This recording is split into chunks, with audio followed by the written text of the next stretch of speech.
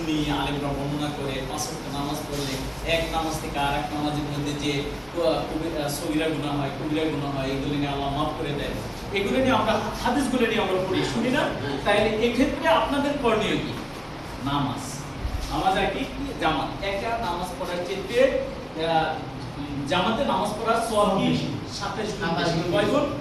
27 গুণ। যদি এই জামাত থেকে আপনি যদি আবার বাইতুল মুকাদ্দাসে নামাজ পড়েন কয়শো গুণ বেশি সওয়াব? 500 গুণ সওয়াব। 500 গুণ। অর্থাৎ এই যে এক রাকাত নামাজ পড়লেন, এক রাকাত দুই রাকাত, যে সওয়াব হলো তার চাইতে 500 গুণ সওয়াব বেশি হবে বাইতুল মুকাদ্দাস। কোনটা? ইলিয়াস, হযরত ইলিয়াস আলাইহিস সালামের মসজিদ। কোনটা? বাইতুল মুকাদ্দাস। কোনটা? কোনটা কোথায় অবস্থিত জানেন না? এটা ফিলিস্তিন নাকি? ফিলিস্তিনে অবস্থিত মসজিদুল আকসা, বাইতুল মুকাদ্দাস বলি।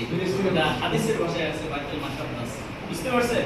এরপর হলো কি পরবর্তীতে 1000 রাকাতের সওয়াব পাওয়া যায় কোথায়? বাইতুল হারাম।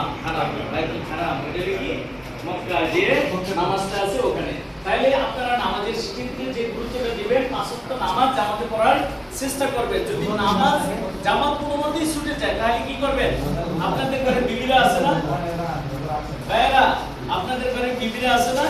তাদেরকে নিয়ে নামাজ পড়বেন। নামাজ দিদির কাজের জন্য আপনি একা সহযোগী না, তার জন্য মা খাদিজা আল্লাহ রাসূল সাল্লাল্লাহু আলাইহি ওয়াসাল্লামকে সাহায্য করছেন কে?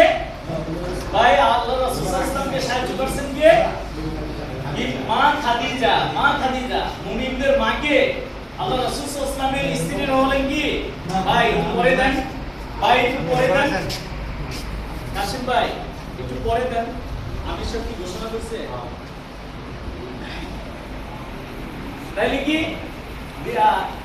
আল্লাহ রাসূল সাল্লাল্লাহু আলাইহি ওয়াসাল্লামের একটা হাদিস আছে যে নারীদের মধ্যে পূর্ব যুগে নারীদের মধ্যে মা মারিয়াম আলাইহিস সালামের শ্রেষ্ঠত্ব সবচেয়ে বেশি, এবং বর্তমান যুগে নারীদের মধ্যে সর্বোচ্চ শ্রেষ্ঠ মর্যাদা কে?